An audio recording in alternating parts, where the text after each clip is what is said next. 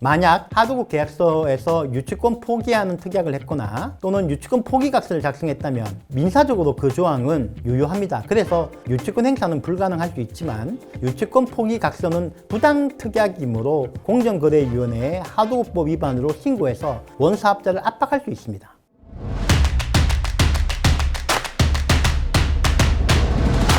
안녕하십니까. 건설 하도급 전문 노펌 정박의 정종채 대표입니다. 이번 시간에는 원사업자가 기축법에 따른 워크아웃 절차에 들어간 경우와 파산 절차에 들어간 경우 수급사업자가 주의해야 될 점과 대응 방안에 대해서 설명드리겠습니다. 기본적인 계약관계 및 법률관계는 도표와 같습니다. 워크아웃 절차란 기업 구조조정 촉진법에 따른 채권단 공동관리 절차입니다. 기업이 은행 등 금융기관에게 돈을 빌린 다음 갚지 못하게 되었을 때 금융채권자 협의회가 직접 개입하여 워크아웃을 신청한 기업의 경영활동에 정상화될 수 있도록 구조조정하는 것으로 법원이 주체가 되는 기업회생이나 파산 절차와는 구별됩니다. 한편 법인 파산 절차란 법인이 채무를 변제할 수 없는 지급불능 상태 또는 부채가 자산을 초과하는 부채 초과 상태에 빠졌을 때 법률에 따라 회사를 정리하는 법적 절차입니다. 법인 파산은 회사 또는 채권자가 신청하거나 또는 기업회생 신청이 부결되었을 때 진행됩니다. 먼저 워크아웃 절차에 대해서 알아보겠습니다. 워크아웃 절차에서는 기업회생이나 파산 절차와 달리 금융채권단의 금융채권만 동결되고 재조정될 뿐 하도급 대금과 같은 상거래 채권은 조정되지 않습니다. 금융채권단 협의회의 허락 없이 자금 집행이 안 되므로 하도급 대금 지급 역시 허락을 맡아야 되는데 금융채권단 협의회는 상당히 보수적이기 때문에 지급을 미루는 경우가 많습니다만은 그나마 수급사업자에게 기업회생이나 파산보다는 유리한 절차죠. 그래도 원사업자의 재무 상황에 큰 문제가 생겼으므로 철저하게 검토하고 조치를 취해야 합니다. 먼저 할 일은 유치권을 행사하는 겁니다. 수급사업자가 유치권을 행사하여 공사 진행에 방해가 되기 때문에 원사업자와 금융채권단 협의회가 협의에 나설 가능성이 높습니다. 주의할 점은 점유를 적법하게 개시하여 계속적으로 유지해야 된다는 점입니다. 만약 하도급 계약서에서 유치권 포기하는 특약을 했거나 또는 유치권 포기각서를 작성했다면 민사적으로 그 조항은 유효합니다. 그래서 유치권 행사는 불가능할 수 있지만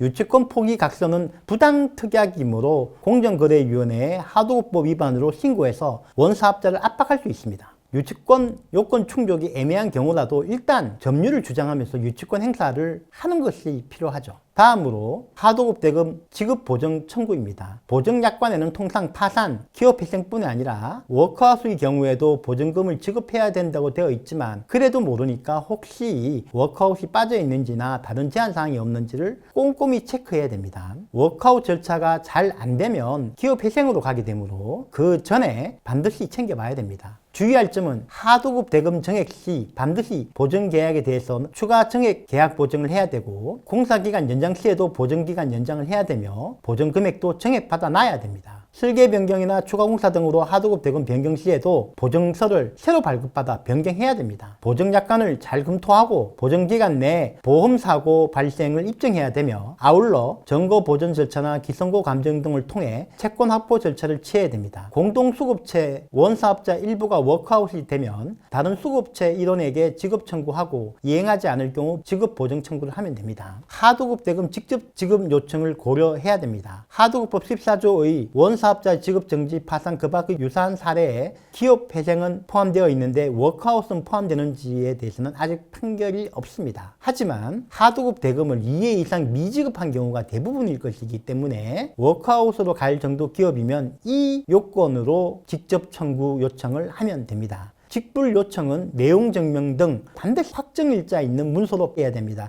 그냥 하게 되면 유효하지 않습니다. 한편 워크아웃에서는 상거래 채권에 대한 제한이 없으므로 가압류 등 보전 처분을 할 수 있습니다. 광국공사 등 원사업자의 발주자에 대한 공사 대금을 가압류하는 방법이 매우 효율적입니다. 외상 매출 채권 담보 대출 통한 하도급 대금 횟수도 고려할 수 있습니다. 중요한 점은 외담대는 원사업자의 채무가 되는 것이 아닙니다. 수급사업자의 채무가 된다는 점이죠. 지급 보증기간 연장을 해줄 의무가 없기 때문에 기발생한 외담대 채권 상환기간을 연장하는 경우에는 매우 신중해야 됩니다. 추가 외담대는 상환수수료 확보 방안까지도 고려돼야 됩니다. 외담대는 원사업자의 채무가 아니라 수급사업자의 채무이기 때문입니다. 하도급법에서는 일반적으로 하도급 대금을 대물 변제하는 것이 금지되어 있지만 워크아웃의 경우에는 대물 변제가 허용됩니다. 다만 금융채권단 협의회의 허가가 있어야만 되겠죠. 법인 파산의 경우에는 수급사업자의 하도급 대금은 통상 재단 채권이 아니라 파산 채권에 해당합니다. 그래서 발주자에 대한 직접 지급 청구나 보증기간에 하도급 대금 지급 보증 청구하는 것 외에 파산 절차에서 할 수 있는 것이 거의 없습니다. 다만 유치권 행사를 해서 파산 절차를 방해함으로써 파산 관제인과 합의를 시도해 볼 수 있습니다. 뿐만 아니라 유치권을 행사하면 그 하도급 채권에는 별채권이 발생합니다.